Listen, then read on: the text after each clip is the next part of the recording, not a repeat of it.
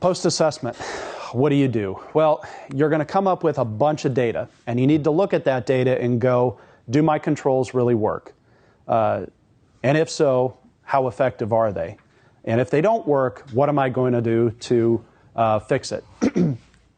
All of that information is going to update those 3 key reports that we've or documents that we've been talking about, the system security plan, so the controls that we have in place, the plan of action and milestones. How are we going to fix the vulnerabilities or the issues that we saw with the controls?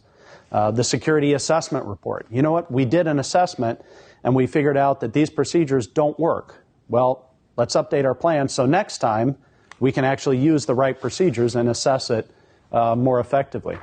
And also we'll go back and influence the entire risk management process, because the results of this are going to say, you know what, these controls that we put in place after doing our threat, vulnerability, impact, that we've done that whole process, those controls don't work. So now we need to go back through the risk management process and find some different mitigation strategies. So the results of your assessment should really help you identify these are the things we need to do to get better, the things we need to fix. And it will help with prioritizing resources. Again, you probably don't operate in an environment of unlimited people, unlimited time, and unlimited resources. If you do, it's probably the most sought-after employer in the world. But you're basically going to use the results of this assessment to say, all right, here's where we're going to spend our limited resources. Here's how we're going to address the biggest risk with this. Some of the details of this, so you're going to, in this report, you're going to have issues, you're going to have findings, you're going to have recommendations. Again, the security assessment report is one of those key documents that you're going to create that's going to give you how good am I? How effective are my security controls? And I'd probably argue with you it's one of the more important things that you'll do as part of the risk management process. Because again, this report is going to go into the risk management function. They're going to say, our controls work or they don't work. If they don't work, are we willing to live with the risk of this system continuing to operate? If yes, okay. If no, we're going to shut it down until we figure out how to fix it. So what you're actually producing as part of this security assessment goes to inform these types of risk decisions. You want to document this at a level of detail that's appropriate for what you've done, appropriate for consuming things. So the people who have to read this report, you don't want to hand somebody a 600-page document, ever. Why? Who reads 600-page documents? Hardly anybody. So you're probably going to have some type of executive summary and some quick look report that says, here's what we found. Because if it's too big, people will just toss it on the ground and won't look at it. You may be subject to certain regulatory requirements or organizational requirements that say this is how we want our reports formatted. If you're a federal government organization and you're subject to FISMA reporting, used to be that you had to do spreadsheets and documents, and there was this huge process of reporting your FISMA compliance to whoever it was, DHS now. DHS now has come up with a new program called Cyberscope. I think this came out in 2011, late 2011. But Cyberscope now is a way to do all the FISMA reporting online. So you still may have all these spreadsheets and documents and everything that you track your FISMA compliance in, but when you report that up to DHS, how do you do it? You submit it all online, it's automated data collection, and now at least on the DHS side, when they go through and review all the results or review the reports from all 400 government agencies, it's at least in a common format, it's been consolidated, and it gives them an easier time of consuming that data and doing something with it. Again, back to the idea that you might have to produce different kinds of reports here based on who you're talking to, who your intended audience is. Again, a 600-page document, I will guarantee you, will not get any results. It's too big.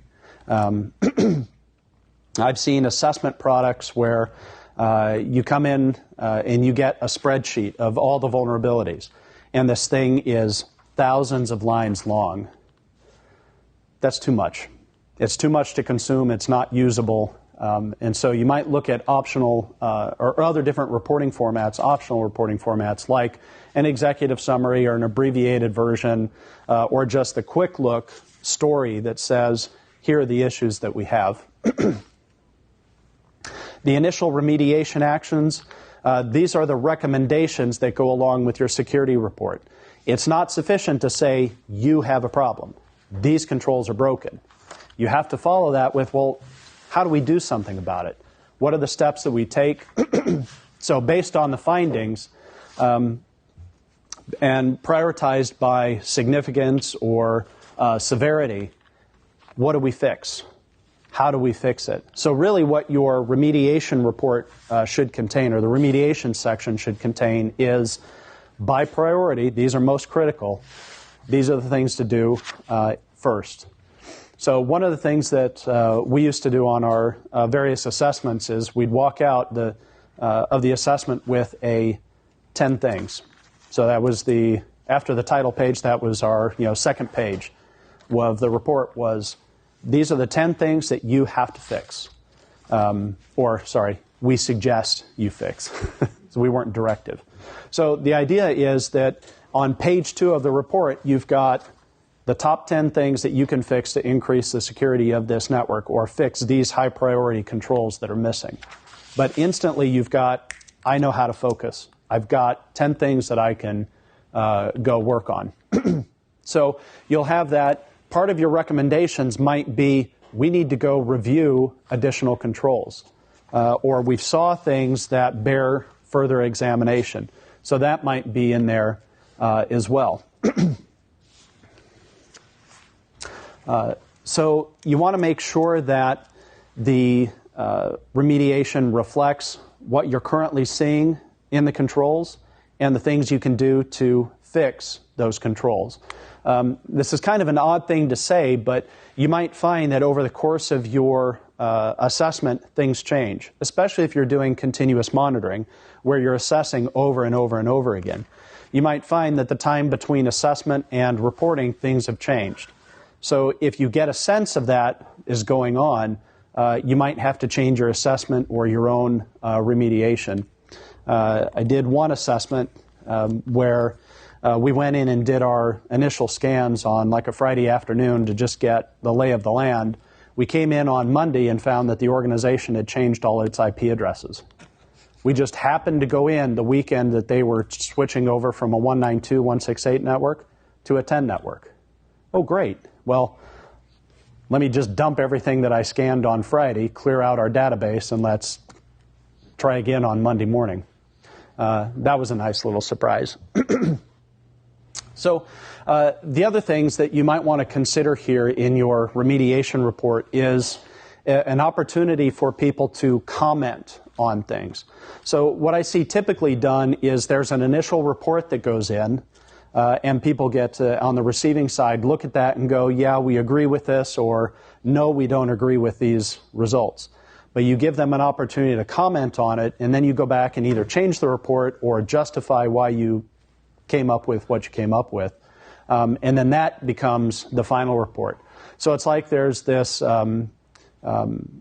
implicit comment period that goes on between initial report and final report, so that you get something out of the end of this that really the organization has had a chance to buy into it.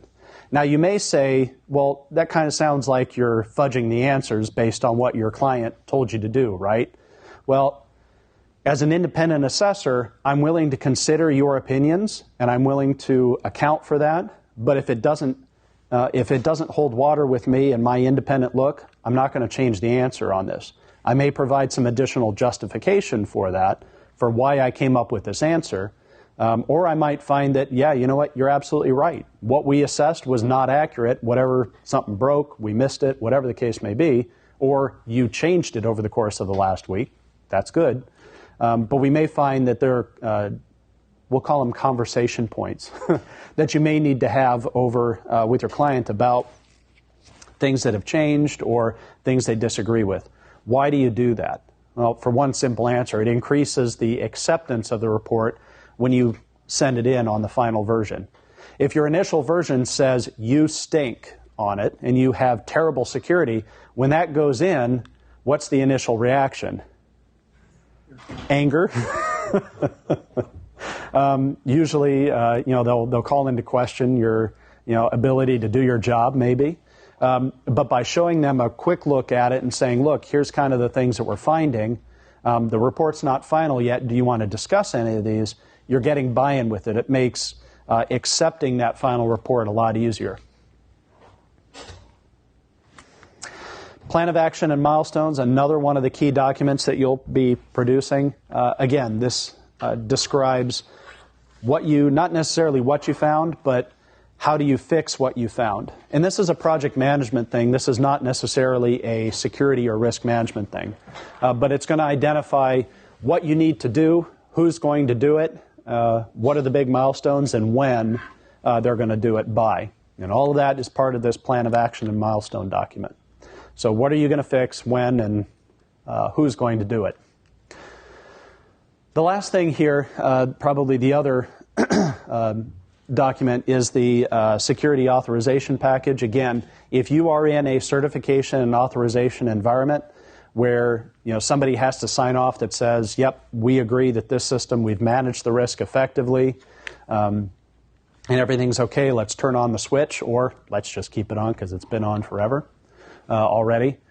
You're going to put all of this sort of information into the authorization package, and this allows people to make decisions on what is our risk, where do our vulnerabilities still lie, what are we going to do about it, and do we think that this is worth the risk of running? So you basically create this for your as an output of your risk management process, and it's going to summarize kind of all the things that you've found so far. Again, threats, vulnerabilities, critical assets, controls that you've put in place, the assessment of the controls that you put in place, and a final determination of, do we want to live with this system and the risk that it's producing or not? So you put all that together, and then ostensibly somebody with the authority to go, yeah, we're going to live with this risk. Maybe chief risk officer or chief executive is going to look at it and go, yep, we agree. This system, there's risk associated with it, but we're okay with that risk. Let's live with it, turn it on, and operate with it. So the information security program basically has a few things associated with it. You basically want to make sure that the controls are implemented properly. They producing the desired outcome, again, that effect that you're seeking there. You want to make sure that the program is collecting data to support a confidence level. Am I confident that our controls work? Am I confident that our controls are doing what they're supposed to be doing and are protecting us? Or did we just spend a bunch of money on controls that aren't doing anything for us? And the other thing it's going to do for you is promote a good understanding of the risk, because you've gone through by this point and you've said, here are all my component pieces of the risk management process. Again, threats, vulnerabilities, likelihood, impact, controls I've implemented. You've gone through this process. You've learned significantly about the organization. The people that you talk to this about have learned about, here's where our risks lie, and eventually you can drive down to a decision with, do we want to live with this or not?